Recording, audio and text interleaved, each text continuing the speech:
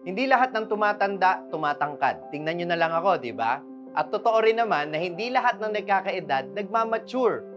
Pero tandaan natin, si Jesus ay naging bata pero hindi siya nanatiling bata. Sabi sa Ebanghelyo, siya ay lumaki at umunlad siya sa karunungan na kinalulugdan ng Diyos at ng mga tao. Pinapaalala sa atin na tayo din dapat umunlad ang ating pagkatao. Hindi tayo dapat manatiling isip bata. Sa ating pananampalataya, sana hangarin natin na lumawak pa ang ating pangunawa. Huwag tayong tamarin sa pagpapalalim ng ating pananampalataya at higit sa lahat, kung ano ang pinaniniwalaan natin, isabuhay natin ito sapagkat malalaman lamang natin ang halaga ng ating mga pinaniniwalaan kung ating itong paninindigan sa pamamagitan ng pagsasabuhay nito.